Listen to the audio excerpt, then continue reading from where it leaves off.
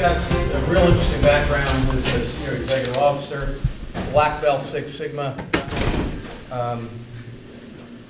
Knows how technology affects costs in running a business. So I think he's going to have some interesting commentary for us. All right? Yep. Are you about ready? You're up, man. Thank you, Jeff. I appreciate it. Did everybody hear me okay? I decided to not go with the lavalier. I figured we had an intimate family gathering here today. I don't have a cool, impressive name like Storm. I didn't go to University of Florida, so I can't claim fame being a Gator. So I got to go with what I have to work with, and so I bring money with me.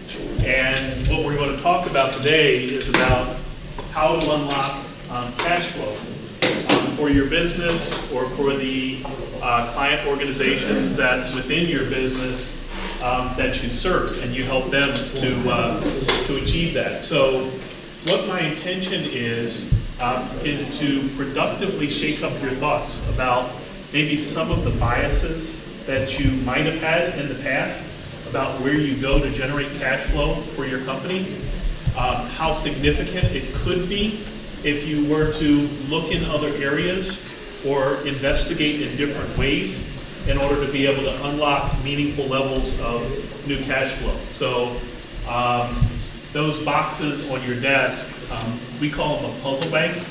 They're symbolic because they symbolize every organization. It doesn't matter whether you're in manufacturing business, distribution business, construction, professional services firm, even not-for-profit.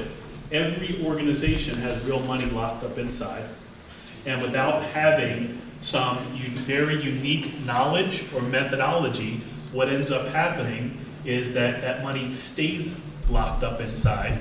It represents perpetually unrealized cash flow, investment capital, dollars to fund employee recruitment or employee education or employee satisfaction, or even just the holiday party. And it's important to continually challenge your thoughts and methods to be able to unlock that cash flow. Yeah, you find out really who the personality-wise, the ones that grab that thing and are tugging on it the whole time, you're going to get the prize. So, couple things. So just I have one just to give you a little bit of perspective about where I and my organization come from on this, to give you a sense for some of the things that we get involved in. So we specialize in helping middle-sized organizations globally unlock cash flow that ordinarily they wouldn't have realized. So last year, 2016, the high five result for us was that we put just under $42 million in recurring annual EBITDA on our clients' bottom line, hard dollar. All right. We have about 150 specialists across the U.S. Organizations we see, there's somewhere 10 to 30%. We have the benefit of being able to use roughly 18,000 plus projects worth of data that we've collected. We complete about 800 to 1,000 projects a year. This is our 25th anniversary. We work across roughly 50 expense categories, and the type of thing we do is on a success fee basis. So we do it only on the basis of hard dollars that our clients realize. They pay us out of that unless we put it on their bottom line as a cash flow number, hard dollar validated by them. They owe us zero. All right. A little bit about quick background on me. So I've been doing it for a long time. I've had lots of different positions within the space. Before entrepreneurial stuff, I did it for corporate shareholders. My last job was a corporate guy. I have large cross-management business within the healthcare industry. At a point, I had a role which is Chief Pricing Officer, which is code for I and my organization of several hundred people. Our job was to come up with different schemes to obfuscate our margins so our competitors couldn't figure them out, so that our customers couldn't figure them out, and we could figure out incrementally how to fatten those margins over time for a business that was huge in top line volume but really narrow in terms of operating margins and things like that. And I also spent some time with McKinsey and Company, helping organizations on that. So that's all in terms of the background stuff. So talking about a couple things today. Number one is, what is the real opportunity for you? Why should you even be interested in this next half hour? Why should you even think about it? Why should you invest time beyond the discussion today in chasing this versus all of the other activities that you as business leaders, owners, operators, advisors, versus all the stuff you could do? Why would you pay attention to this stuff? What are the obstacles? Within that, there are some misconceptions that are very, very common that tend to be obstacles that prevent organizations from getting to significant improvements in cash flows. It's important, just like anything, to realize them about ourselves, things that hold us back from achieving that, and we'll talk about what some of those common ones are. We'll also talk about, of the organizations that are extraordinary in terms of their ability to be able to pull cash flow into their organization through doing stuff that they hadn't done before, through being smarter about going about things. What actually do they do? And then, to the extent we have time for dialogue, we'll do that, but I'll make sure that we keep this on time. Questions or comments? Were we? Okay. So, is this relevant to you? How can we tell, kind of who's the audience that this message will resonate with? One is, if you're the organization that probably already spends a good deal of time and diligence managing operating expenses, right? Not talking about people per se, talking about all the other stuff that you spend money on. Telecommunications costs, the cost of freight and logistics, the cost of financial transactions. Not picking on any of the suppliers here in the room, but I'm just trying to get you to think about how you might be able to do these things differently. Thinking, is it still possible, if you're the business manager, business leader, that's thinking, yeah, we do a pretty good job. I have good people on my team. I feel like we're already doing pretty well, but there's always the burning question, at least for me as a fiduciary leader of the organization, is it still possible that we're leaving money on the table? Is there opportunity for improvement there? If so, this could be relevant.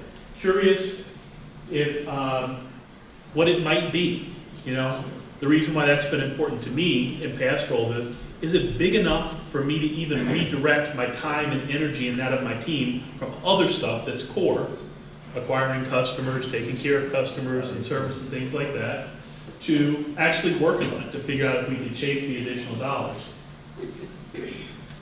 Maybe I have some things we want to do. We want to invest in technology. We want to invest in recruitment or training, etc. But I don't have the dollars to fund them today. How could I unlock those? And what additional cash flow could be put to use? All right, so the opportunity, I brought some pictures about, these are more kind of case summary form, pass them out, to give you a sense for what we see. If you wouldn't mind sharing, I don't think I have enough quite for everyone, but for what we see in the marketplace, we talk about 10 to 30% that's there and possible and available to you. And available to you, we have hundreds of these cases. I picked one from a distribution logistics service company. I picked one from a healthcare provider company. I picked one from a professional services firm who's a top 10 CPA firm in the U.S. just to show that these opportunities exist across organizations. But most companies are still leaving 10 to 30% on the table. They could get after that by managing it better and in different ways.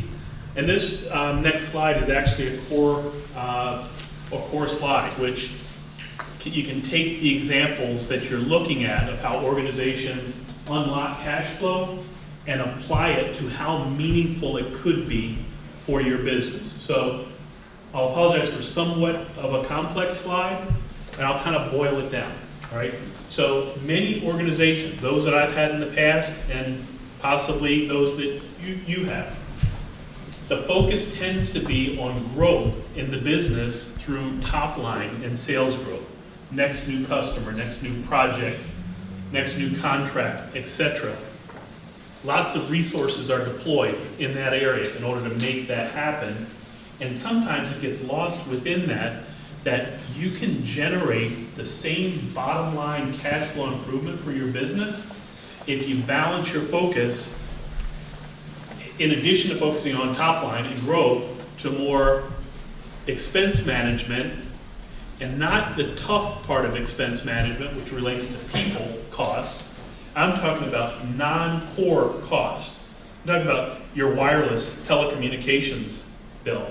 I'm talking about what you spend on office supplies, waste management services, FedEx, UPS, LTL, full truckload, or on the back of a steamship. I'm talking about financial costs that you incur. I'm talking about costs associated with paying your employees, right? Payroll processing service. Those costs add up, and they're costs that frequently organizations kind of lose sight of what the magnitude of those costs are in aggregate and how important and impactful it could be for their business if they're able to do something about it. So back to my slide. I'll start with just the top line. What this shows, it takes an example, an organization that operates at a 10% net, right? Your organization or those you're involved with, they're going to vary some, but it's a pretty close estimate. And it just runs through the quick math to show that this organization can achieve the same bottom line impact by doing one of two things. They can either grow top line and revenue by 40%, or if you set payroll costs, people costs to the side, and you focus just on non-core, non-payroll, not the tough stuff cost, if you can improve that by just 20%, it has the same bottom line net profit impact as improving your top line growth number by 40%. And so we use this in order to prompt the thought that, okay, so if you're a business owner, manager, or advisor, what would it likely take for you to believe that you could move the top line needle by 40%? How many new customers, contracts? How much new infrastructure investment would you need to make in order to be able to handle that? How many new marketing programs would you need to start so that you can kill most of them and deploy the remainder in order to drive top line growth? How many years would it take you to get to that 40% overall improvement in top line? What's your level of confidence that you can execute to all that in order to actually realize the 40% top line growth? As an alternative, complementary alternative, right? Not rather than, it's something you would do and focus on in addition to top line. In addition to, you can focus on your non-core indirect cost. What 25 years and 18,000 times plus of doing it has taught us is that those costs can be dealt with at a much higher level of confidence, meaning you can actually get it done. You can be considerably less disruptive to your organization. It can get done in less than a year, typically less than 6 months. And so for that reason, because it's driving such a substantial improvement to the bottom line, it's worth thinking about. It's worth figuring out how you get after that. Is it sinking in? Are there questions up to this point or comments about what we shared so far? I see heads shaking yes, but just to check to make sure that I'm talking about stuff that's of interest to you. Okay. So surprising? Anybody surprised by that? By the leverage you can get? Has anyone here within their business thought about it that way? I have, but I haven't figured out any one thing that's going to move the needle that much. Right, not a silver bullet. I agree. Correct. I agree. It's about picking. It's kind of picking the battle, right, for your respective. What's worth giving up or changing? Right. Right. How is it possible that $42 million in recurring annual EBITDA among our clients last year, how is that possible that exists, the 10 to 30%? This stuff is already diligently managed. right? Here's how it's possible. Well, one goal, again, not picking on the suppliers, I come from a supplier background myself, but the reality is the goal of most any supplier is to win as much business volume at the highest price possible so that their margins are great. So there's always going to be that dynamic where although your suppliers can be very, very good partners, you need to understand them and they need to understand you, and you need to be working in close collaborative partnership so that it's not just about the transaction of more volume and more margin for them, that they're really working to help you achieve your goals. Most companies don't realize that their greatest leverage comes from having that understanding of, not all, but their key supplier area and their industries. It can be, sometimes impractical to dedicate equal resources to every area. That's why you have to figure out which ones are likely to be the most beneficial for you. Real-time, very specific market information in the areas that you choose to focus on is paramount, right? Guessing at it or just looking at last year's budget or phone a friend, those things are the ones that typically get used, but they're typically not the most effective at helping organizations achieve substantial improvements. Lots of other misconceptions, we can talk about some of them, and I'll get through these pretty quickly, right? One common misconception, quick show of hands, who believes this? Suppliers give similar pricing to similar clients and customers. Nobody, we didn't fool anybody on that one? Your strategy and expertise in purchasing in one cost area will produce similar results in another, right?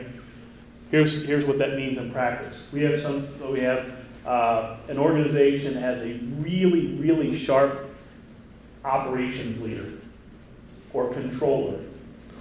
And when the ADP payroll processing or Paychex payroll processing agreement comes up for renewal, they take that great ops person and they assign them to do payroll processing or telecom. And they assume that they're going to get the same result because it's a smart, well-proven leader and things like that.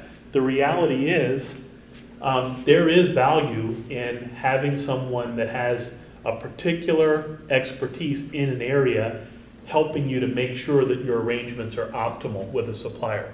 So the message there is choose wisely as you're assigning somebody. It's not just the one who's been really good in other areas, it's the one that actually has a sense for the industry and really how to peel it back in a way that's most productive. Number 3, show of hands. National pricing agreements are almost always better than local agreements with the same suppliers. Who's buying that? Sharp group, right? Many times you can do just as well if you develop a strong relationship with a local supplier, and many times even better. Supplier loyalty translates into best price and best service. I'll go through the remainder of these pretty quickly. More volume always gets you a better deal. Getting 3 bids, the whole 3 bids in a buy. We see that quite frequently. Organizations that do 3 bids in a buy very regularly, but really don't go about that process in a way that they're able to leverage true insider knowledge within the industry or a collaborative relationship with a supplier that might not necessarily entail a bid type of a situation. All right? Are you asking the right questions?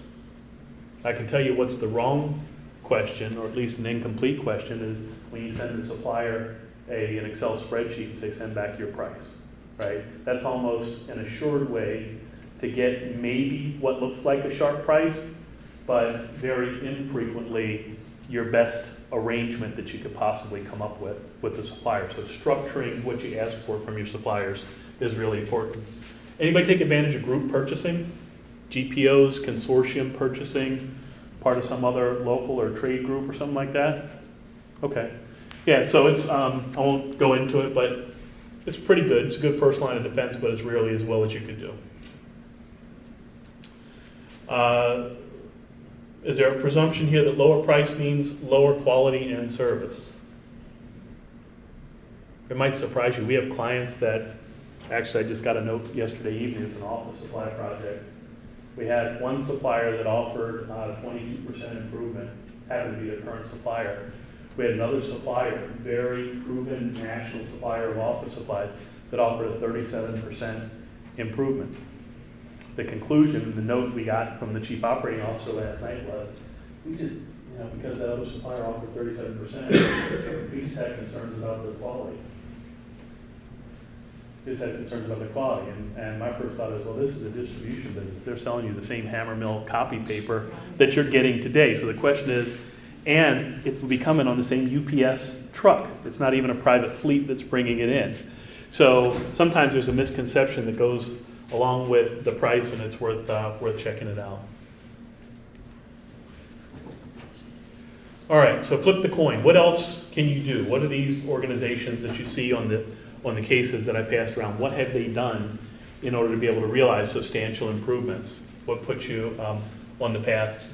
Number one, just like so many of the business strategies that you take and you prioritize and you wrap a plan around, whether it's the overall strategic plan for your business or your talent acquisition plan or your funding, your capital plan for your business, in this area, it's important to dedicate some time to being able to do that.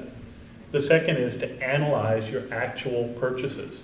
So when we're doing projects for clients, one of the first things we do is we request some basic transaction information from them, right? How much do you spend with Staples or AT&T, and what are you spending it on?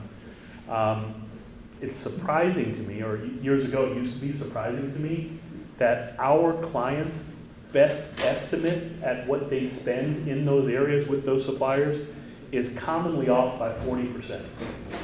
Sometimes it's 40% high, sometimes it's 40% low, and we always encounter the things where we go, oh, well, you said you're spending $200,000 a year, your general ledger or vendor payable shows that you're spending $700,000 a year, and they go, oh yeah, I forgot about that one, and they bring it up. It's just not the type of thing that you're dealing with every day. And the message is it's important to start from a specific and credible fact base. Pull out that vendor payable file. Pull out the general ledger. Most of the businesses that are running QuickBooks or something similar, you can do it pretty easily. It's a pre-formatted report. Ask your controller, your accounting staff, so that you're actually starting with the facts and not just depending on the assumptions about what you spend where. From there, you can come up with a prioritized list of things that you want to focus on as you go about it. Define qualitative needs. Again, this isn't just to send me a bid type of a situation. That's not how you get to ideal. You get to ideal by understanding qualitatively what your requirements are, and then figuring out what your financial options are that fit into and support those qualitative requirements. Understand your buying assumptions, right? Certain things that you do them the way you do them currently because that's the way your organization has always done it. That might not necessarily be what the current requirement is for your business, right? There's new technologies out. There might be some things that were done manually that aren't necessarily as relevant or beneficial for one's business, and it's important as you start this process to think through that. For the ones that are important, right, and this really gets back to your point, you can't do this for every industry. You don't have the resources. But for the ones that are the bigger ticket items for you, or you believe that there's opportunity potentially for substantial improvement, or you just haven't reviewed them at length in quite some time, take some time to collect some market intelligence. Know what's going on within the supplier communities, right? One of the things that helps us a lot of times in projects, we know where there's been supplier consolidation within an industry. There might be new market entrants that you might not have ever considered in the past, right? I mentioned the office supply project that I had a note about last night. A large office supplier that used to be up in the Northeast that over the last couple of years moved into the geography of our client. And again, they're very, very well established. Our client just didn't know them because they'd always gone to the same people that they were familiar with in their geography. And they missed opportunities in terms of another very viable supplier. I won't go through these, but on the right, we just listed out some of the things that are important to know about a market in order to be able to develop the understanding that helps you do as well as possible. All right. So I haven't got many hands here. I'll ask this. I'll say this, as a senior executive in a corporate environment, I have lots of suppliers who were looking to get on my calendar. And I had very capable gatekeepers that were effective at keeping suppliers from getting on my calendar because I just didn't have the time to meet with everyone. Right? Sometimes we as managers and executives miss key opportunities where technology or other innovation has occurred, and realize that you can't meet with every supplier who says they got something for you, but we find ourselves all too frequently with this message, right?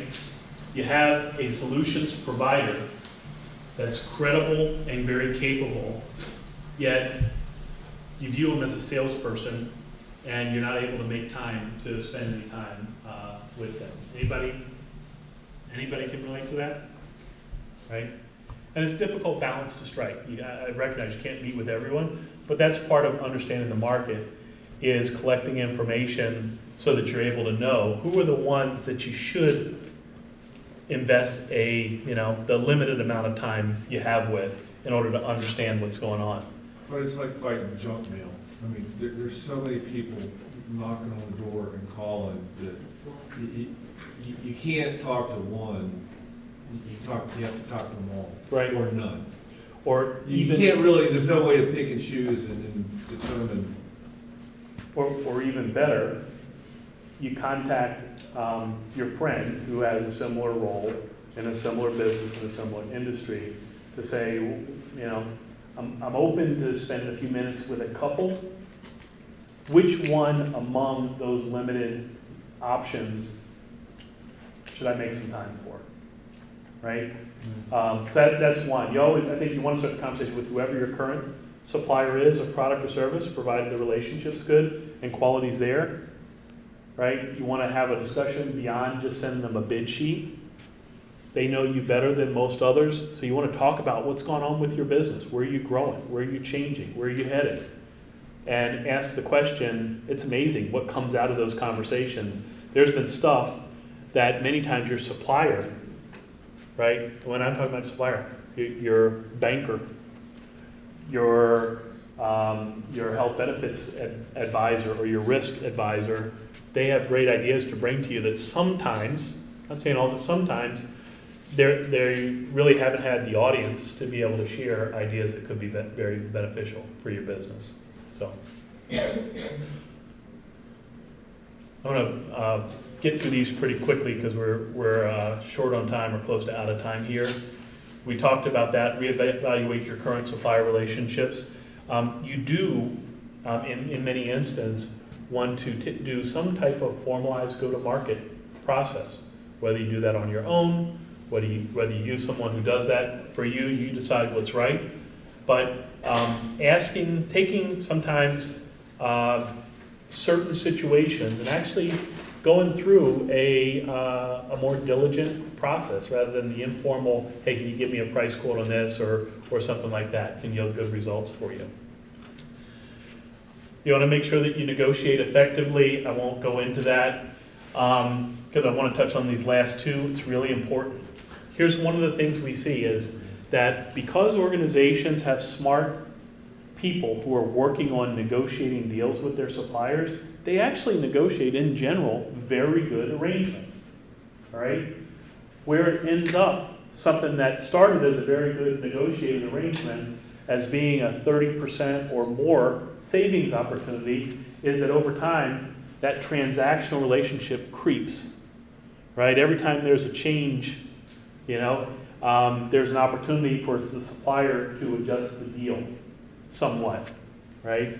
It's something that you have to set up some method to be able to track and monitor what's going on. It's helpful to have, formal or informal, some written arrangement at the front of that agreement and relationship that you're able to refer back to down the line, where you're able to say, so many times we'll build things in our agreements for our clients that says, In the event of, this is more commodities, any price change being passed through by the supplier needs to provide written documentation of the cause. Is it a raw material change? Does it have something to do with a change in the product once discontinued and it's getting replaced?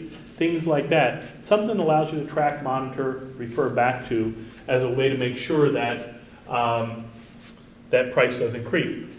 Or that you're able to identify where misbillings have occurred, and they're common across many, many industries, and have an efficient method to be able to chase those down and reclaim them. Last thing, change the culture, right? I'm here among a room of leaders. It really starts with you, just like so many things within your organization. The fact that occasionally you ask a question about a supplier deal, or when's the last time we have actually really scrutinized this arrangement, or how did we go about scrutinizing the arrangement, it sends a message culturally among your organization that paying attention to what might be viewed as the small things, your wireless telecom agreement, or your office supply, or your copier agreement, could actually be very meaningful for the organization. And as managers of the business, it's important for them to help the organization by staying focused on that. So this is the whole chart that we just talked about. It's in your packet, so I won't go through it, but it's 10 steps that I encourage you to think through for your business. And that's really all I have. So Jeff, I want to keep it. Yes.